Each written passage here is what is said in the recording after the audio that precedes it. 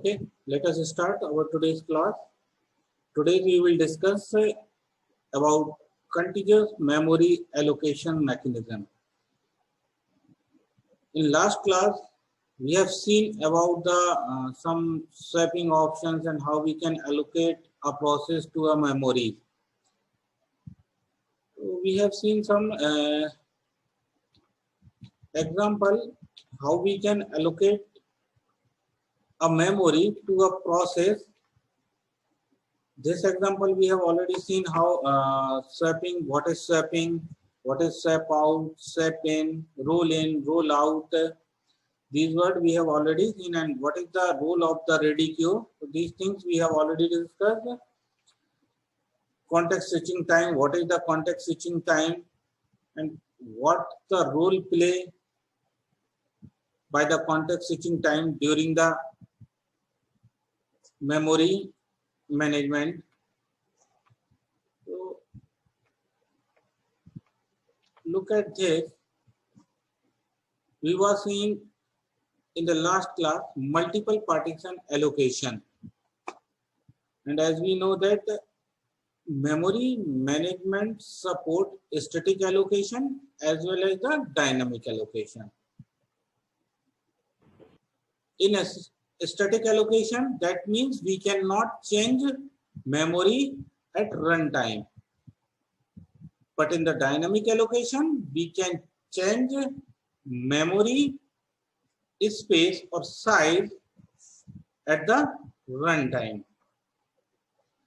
And if we are using multiple partition allocation technique, that means we are supporting to multi-programming.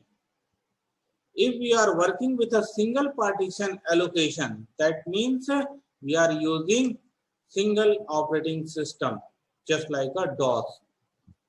DOS में केवल एक बार में आप एक ही प्रोसेस, एक ही यूजर वर्क कर सकते हैं, एक ही प्रोग्राम. तो DOS operating system is a single operating system where only one process can be work at a time. Number of process और आप प्रोग्राम वर्क नहीं कर सकते हैं, लेकिन अगर आपको नंबर ऑफ प्रोग्रामिंग बढ़ानी है, इसका मतलब है कि आपको मेमोरी एलोकेशंस का भी उसी फ्रीक्वेंसी से आपको मेमोरी भी अलॉट करनी पड़ेगी जिस फ्रीक्वेंसी से आप नंबर ऑफ प्रोग्राम इंक्रीज कर रहे हैं साइमल्टेनियसली एग्जीक्यूशन के लिए. तो लेट अस सी कि आपके पास एक मेमोरी है, ये डायग्राम देख रहे हैं आप लोग कि आपके पास एक मेमोरी है जिसको दो पार्ट में डिवाइड किया गया है, one for OS and other for the user process. OS portion is called the low memory space and low memory, and the user space or user memory portion is called the higher memory or higher memory space. तो अब ये जो space है, इस space को कौन से user के आप किस तरीके से एक्सेस करना चाहते हैं ये डिपेंड करता है कि आप नंबर ऑफ पार्टीशन रखना चाहते हैं या single partition. If we go with the single partition, that means we cannot support to the multi programming and lots of wastage of memory. कि आपकी मेमोरी के सपोज एक प्रोसेस को सिर्फ 2 KB चाहिए और आपने 1 GB की मेमोरी उसको प्रोवाइड करा दी है, तो मेमोरी वेस्टेज बहुत होता है एंड इट विल टेक आपका जो रिसोर्सेज हैं उनका जो कंजम्पशन है वो भी प्रॉपर नहीं हो पाएगा जब इस तरीके से हमारी मेमोरी वेस्टेज होगी. तो इन सब चीजों को अवॉइड करने के लिए, to avoid all these problem, we go with the multiple partition allocation. But multiple partition allocation क्या हम अपने मन से कर दें कि एक प्रोसेस आई P5 हमने अलॉट कर दिया, P8 आई हमने अलॉट कर दिया, P2 आई हमने अलॉट कर दिया. Look at this first figure. Now in the second figure, P5 is coming, we are allotting. P8 is completing, we are removing from the memory. P2 and P5 are currently using memory. In the next diagram, another process P9 want to enter in memory, we allotted. तो ये जो allocation है, क्या हम अपने मन से कर रहे हैं ये allocation या इसके पीछे कोई mechanism है? तो memory allocation mechanism, yes, we cannot do anything without any proper strategy. So memory allocations for a process is also have a strategy or proper mechanism. As we know that fixed and dynamic memory allocation scheme in the memory, and the operating system must keep list of each memory location, nothing which are free and which are busy. Operating system के पास हर एक information रहती है memory से related कि memory की कौन सी location free है और कौन सी लोकेशन बिजी है. Then as new job come into the system, whenever the new process will come in the system, it will require the memory. So operating system allot the free partitions for a process. So the partition may be allotted by the four way. So there are four mechanism or four way to allot a memory space to a process. First one is the first fit memory allocation. Second is the best fit memory allocation. Third one is the worst fit memory allocation. And the fourth one is the next fit memory allocation. But remember, all are the contiguous memory allocation technique. This is not a continuous, मतलब non continuous नहीं बोल सकते आपको, ये सारे continuous हैं. मतलब एक प्रोसेस को अगर 10 KB रिक्वायर्ड है तो जो 10 KB के ब्लॉक मेमोरी को प्रोसेस को मिलेंगे, they will be in continuous form कि 1 2 3 4 5. ऐसा नहीं है कि एक 1 पर है, दूसरा 14 पे है, तीसरा 23 पे है. तो ये नॉन कंटिन्यूस फॉर्म नहीं होगा. कंटिन्यूस फॉर्म में हम मेमोरी एलोकेट करेंगे प्रोसेस को. तो जो मेमोरी एलोकेशन है, there are four way: first fit, best fit, worst fit and the next fit. First fit memory allocation is what? The next method keep the free or busy list of job organized by memory location. Low order to high order memory. मतलब हमारे पास क्या है कि memory के पास लो order से high order memory की एक पूरी लिस्ट रहेगी. ये भी लिस्ट रहेगी कि कौन सी जॉब से ऑलरेडी लोकेशन को ऑक्यूपाई करके रखे हैं. तो all the necessary information are listed in the memory. सारी चीजें प्रॉपर रहेंगी. But in first fit method में क्या होगा कि in this method first job claim the first available memory with space more than or equal of its size. The operating system does not search appropriate partition but just allocate the job to the nearest memory partition available with sufficient size. मतलब इसका simple सा first fit में कि किसी process ने एक memory allocate करने के लिए रिक्वेस्ट जनरेट करी, तो प्रोसेसर ने इंटायर मेमोरी लोकेशन को सर्च ना करते हुए जहां पर पॉइंटर करेंटली अवेलेबल था उसका जो भी नेक्स्ट उसको मिला स्पेस, उसने वो स्पेस प्रोवाइड करा दिया. ठीक है, ये अब देखिए कि कैसे. Let us see an example to understand the first fit memory allocation mechanism.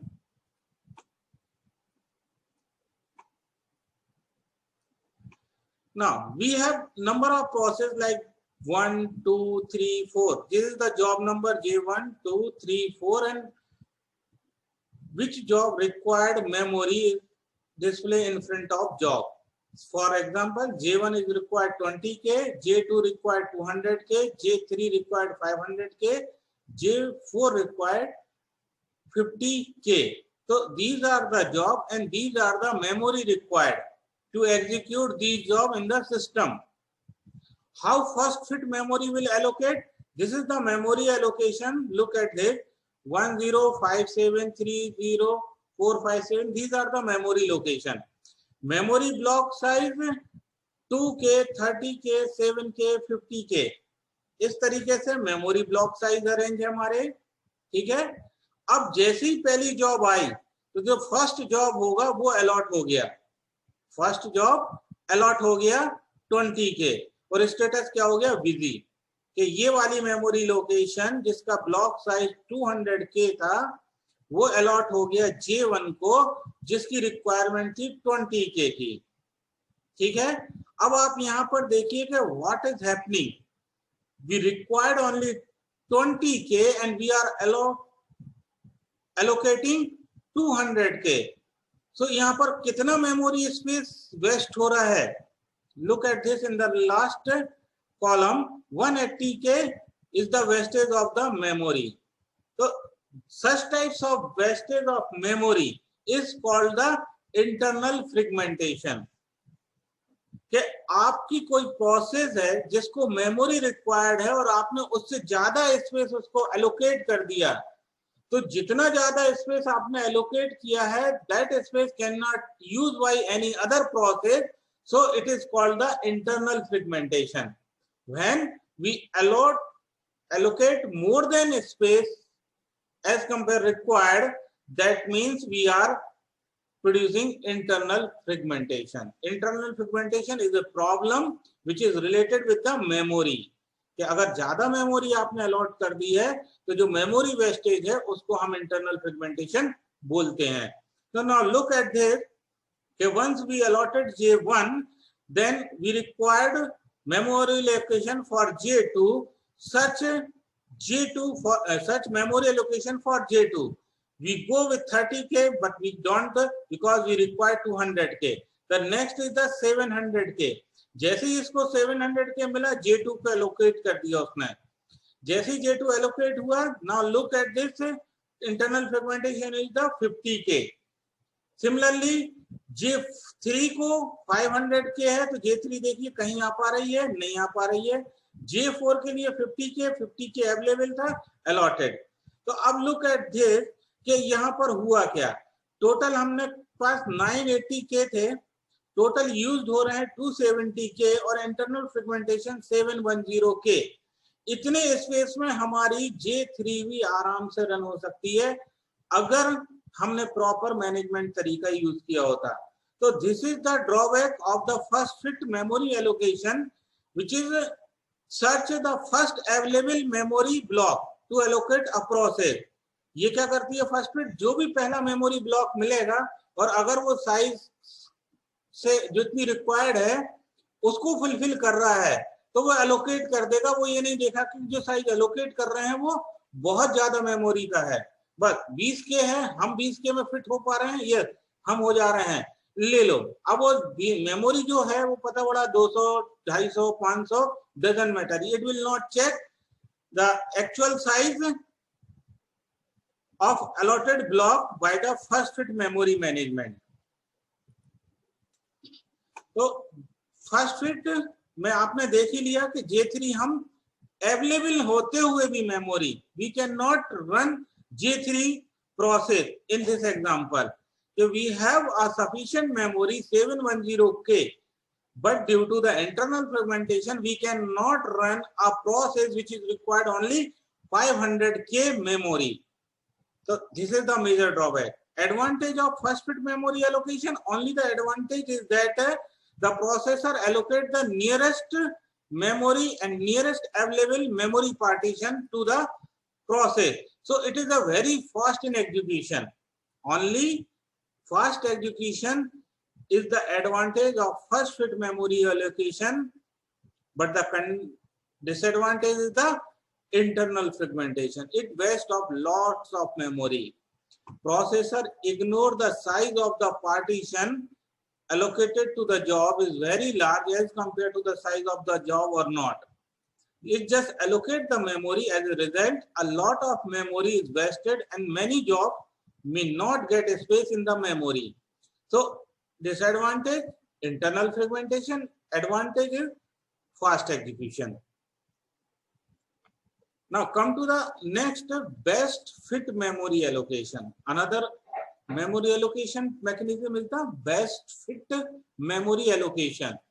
In this method, the operating system first search the whole of the memory according to size of the given job and allocate it to the closest fitting free partition in the memory, making it able to use the memory efficiently. Look at this an example. See this. The similar example we are applying for the best fit memory mechanism. The same जो example आपने best fit के लिए देखा है वही example मैं किसके लिए आपको दिखाने वाला हूं, बेस्ट फिट के लिए। लुक एट दिस कि यहाँ पर हो क्या रहा है, job J1 which is required only 20k. So now in operating system one pointer will search all the memory block and compare the size. Who is the nearest of 20k? That pointer will find that block size which is nearest to the required memory block size. तो 20k के just nearest यहाँ पर available 30k है, तो it will allocated to the J1. Similarly J2 200 के required है, it will find out J2 के लिए कि कौन सा J2 होना चाहिए। तो J2 के लिए 200 बिल्कुल एग्जैक्टली अवेलेबल था, वही गया। सिमिलरली J3 500 में है, तो 500 के लिए 700 के ही एक बच रहा है, तो हमने उसको अलॉट किया। और हमने उसके बाद 50 के J4 के लिए 50 के सफिशिएंट था, एलोकेट कर दिया। मतलब बेस्ट फिट मेमोरी एलोकेशन ने जो सारी प्रोसेस थी उनको एग्जीक्यूट कर दिया। बट प्रॉब्लम तो यहाँ पर भी है। Look at this, what is, we have total 980k and job which is executing are using total 770k. What is the internal fragmentation? How much internal fragmentation? 210k. Internal fragmentation तो हुआ यहाँ पर भी, but as compare first fit के बहुत कम हुआ। Where first fit में तो हमारी एक प्रोसेस एग्जीक्यूट ही नहीं हो पा रही थी, बेस्ट फिट ने हमारी सारी प्रोसेस को एटलीस्ट एग्जीक्यूट तो करा दिया। That is the another thing, it is also suffer from the internal fragmentation problem.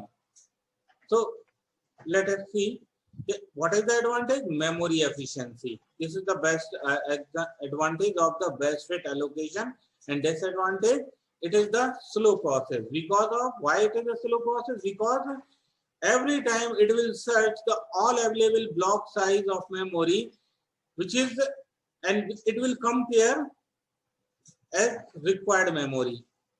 That's why this is slow process.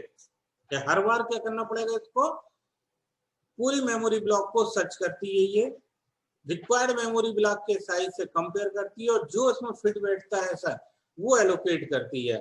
तो it take lots of time to complete a work. Another is the best fit memory allocation technique. Another is what? Best fit memory allocation technique. In this allocation technique, the process travels the whole memory and always search the largest whole partition, and then the process is placed in the whole partition. It is a slow process because it has to travel the entire memory to search the largest whole. Look at this example. There are three processes, P1, P2 and P3, and required size of memory, P1 required 3K, 30K, P2 required 100K and P3 is the 45K. ठीक है, look at this available block size, we have 50K, 100K, 400K and 500K. According to worst fit, P1 जिसको 30K required है, तो यहाँ से सबसे बड़ा size जो होगा वो हमारा किसके लिए एलोकेट होगा, 400K का P1 के लिए एलोकेट होगा। P1 के लिए 400 सबसे बड़ा। उसके बाद P2 के लिए क्या होगा, 100 जो नेक्स्ट 100, और P3 के लिए जो भी उसके बाद। तो मतलब जो प्रोसेस पहले आ रही है, ठीक है, उस प्रोसेस के लिए जो अवेलेबल ब्लॉक साइज हैं उनमें सबसे बड़ा जो होगा वो पहले एलोकेट होगा। उसके बाद फिर जो नेक्स्ट एलोकेट होगा, तो it will also search every time to entire memory location to find the largest block to assign or to allocate a process. So this is also, यहाँ पर हम P1 को देखें 30K, 50K में यहाँ पर वो sufficient है, but P1 को क्या allocate होगा 400K. तो internal fragmentation के साथ साथ slow होने के साथ साथ it is also suffer the internal fragmentation. That is the biggest problem. So these are the worst fit, best fit and the first fit. Three mechanism technique which is allocate memory to a process. तो किसी एक process को।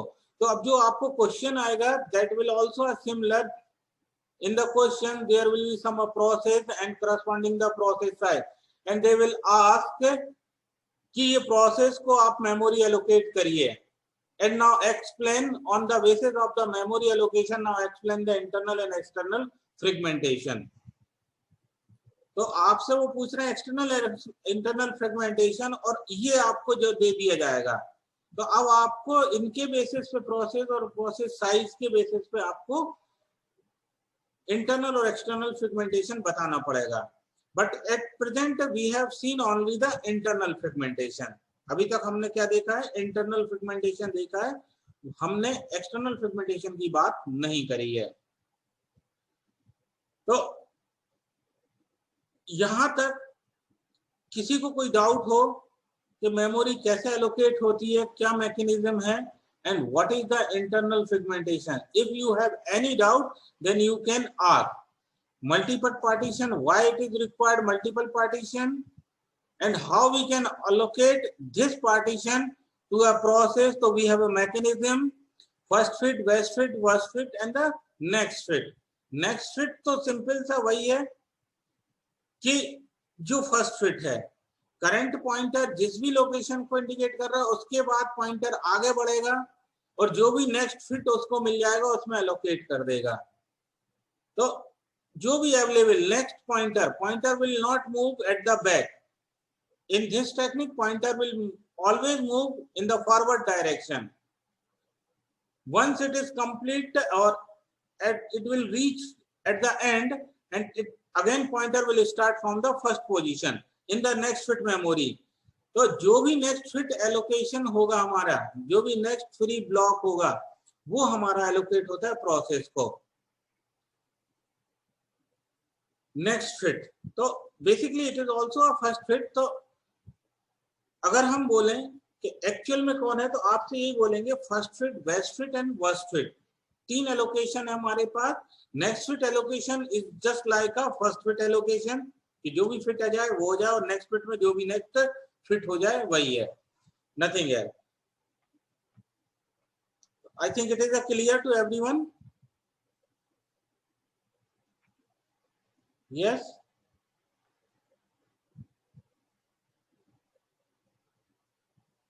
Okay, so continue.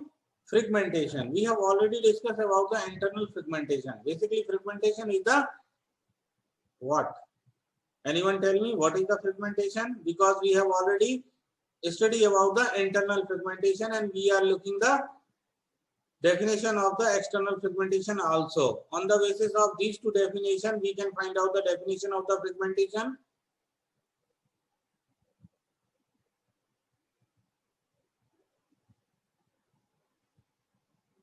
Yes, anyone tell me about the fragmentation?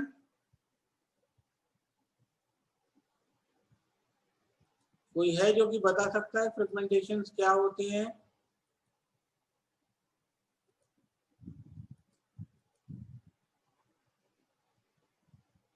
External fragmentation, total memory space exists to satisfy a request but it is not continuous। मतलब अभी तक जितने भी process को जो स्पेस मिल रहे थे वो सब क्या मिल रहे थे? कंटिन्यूअस फॉर्म में मिल रहे थे, ठीक है ना। लेकिन और कंटिन्यूअस फॉर्म में मिलने के बाद प्रोसेस कंप्लीट भी हो रही थी और जैसे ही प्रोसेस कंप्लीट होती है तो वो ब्लॉक खाली हो जाता है, ठीक है, वो ब्लॉक खाली हो जाता है। लुक एट दैट,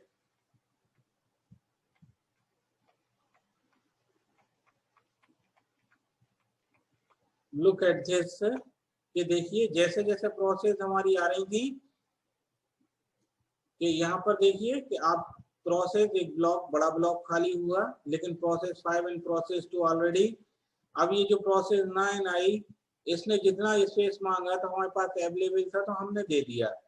लेकिन फॉर एग्जांपल जो फ्री स्पेस अब बचा है प्रोसेस 10 आई तो प्रोसेस 10 भी, अब जो स्पेस बच रहा है आपके पास 10 और 2 के बीच में, फॉर एग्जांपल के इस स्पेस की जो साइज है वो 50K की है एंड जो प्रोसेस है जो प्रोसेस है उसको सपोज करिए कि 55 के या 100 के रिक्वायर्ड है, तो हमारे पास अवेलेबल अभी कितना है, सिर्फ 50 के अवेलेबल है, and another process want to enter which is required the 55 और 100 के.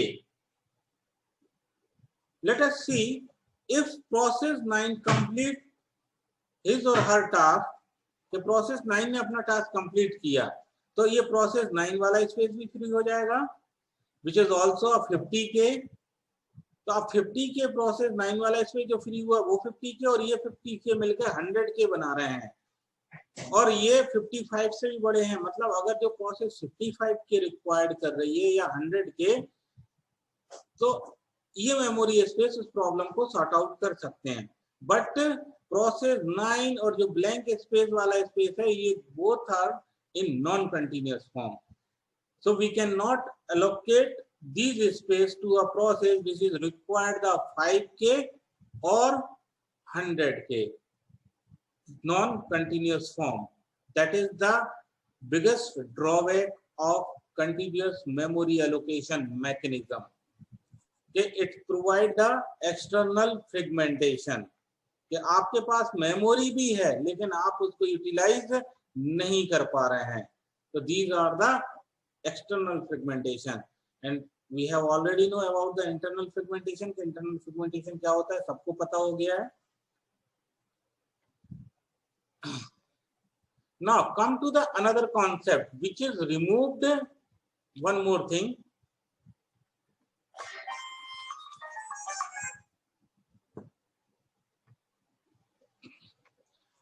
That is the external fragmentation can be reduced by compaction. External fragmentation can be reduced by compaction. कि जो compaction एक मैकेनिज्म होता है जो एक्सटर्नल फ्रेगमेंटेशन को remove करता है. ठीक है, बहुत बार आप लोगों ने देखा होगा, अगर आप में से किसी स्टूडेंट ने अपने घर के सिस्टम को एक्सटर्नल फ्रेगमेंटेशन रिमूव किया है तो वो अपना एक्सपीरियंस शेयर करे 2 मिनट के लिए, क्योंकि एक्सटर्नल फ्रेगमेंटेशन तो आता है. Everybody know about the external fragmentation, सबको पता है ना. और आई थिंक आप लोगों ने इसका यूज भी किया है, बट एज ए फ्रेगमेंटेशन और एक्सटर्नल फ्रेगमेंटेशन के नाम से हो सकता है ना यूज किया हो, लेकिन फिर भी फ्रेगमेंटेशन वर्ड तो आपने देखा होगा. अगर आप लोगों ने थोड़ा बहुत कंप्यूटर का नॉलेज रखा होगा तो ये फ्रेगमेंटेशन और कॉम्पैक्शन टेक्निक्स आपने यूज करी होगी. बहुत लोगों ने नहीं भी किया होगा, है ना. लेकिन अगर आपके घर पे है तो ये एक्सटर्नल और इंटरनल फ्रेगमेंटेशन आप इनको रिमूव करें. ठीक है, तो इंटरनल फ्रेगमेंटेशन तो प्रोसेस के इनसाइड वाला होता है, तो we can not remove the internal fragmentation until or unless the process complete his or her task. जो भी है प्रोसेस वो अपना टास्क कंप्लीट नहीं कर पाती है जब तक कि इंटरनल फ्रेगमेंटेशन आप रिमूव नहीं कर सकते. But external fragmentation we can remove by the compaction. तो बेसिकली इन द कॉम्पैक्शन क्या होगा, जो भी ब्लॉक्स हैं हमारे नॉन कंटिन्यूअस फॉर्म में जो फ्री हैं, कॉम्पैक्शन उन सारे ब्लॉक को इकट्ठा करता जाएगा और लास्ट में जाके सारे ब्लॉक को मर्ज कर देगा, फ्री ब्लॉक को. तो आपका जितना भी नॉन कंटिन्यूअस वाला पोर्शन है वो सारा एक जगह लास्ट में कलेक्ट हो जाता है, जिस वजह से फिर आपका कि आप उस मेमोरी स्पेस को again we can use that memory space.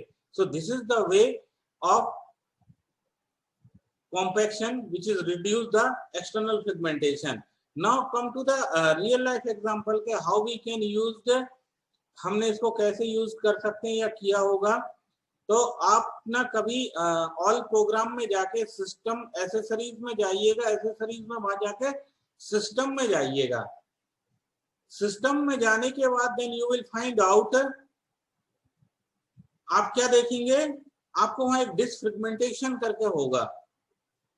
Whenever you will run the disk fragmentation, which will take too much time to complete, because आपने क्या क्लिक किया, डिस्क फ्रेगमेंटेशन. मतलब पूरी डिस्क का फ्रेगमेंटेशन करो और जो भी फ्री स्पेस है सबको उठा के एक जगह लेके आओ।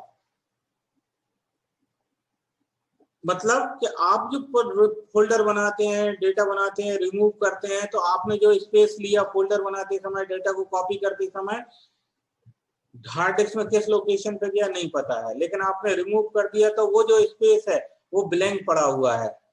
अब अगर उसी स्पेस का कोई और प्रोसेस आएगी तो वो it will use, otherwise the large space में वो हेल्पफुल नहीं है। मतलब that is the external fragmentation. तो डिस्क फ्रेगमेंटेशन क्या करता है, हर एक डिस्क जैसे like C D drive, E drive, पूरी डिस्क को वो क्या करेगा, फ्रेगमेंट करेगा और जितने भी फ्री स्पेस मिलेंगे उसको बिटवीन द डेटा, उन सबको उठा के एक तरफ। तो आप कभी चलाइएगा disk fragmentation, then you will see this example live. Okay, thank you all, and we will again join in the next class. So thank you for today's class. Thank you very much.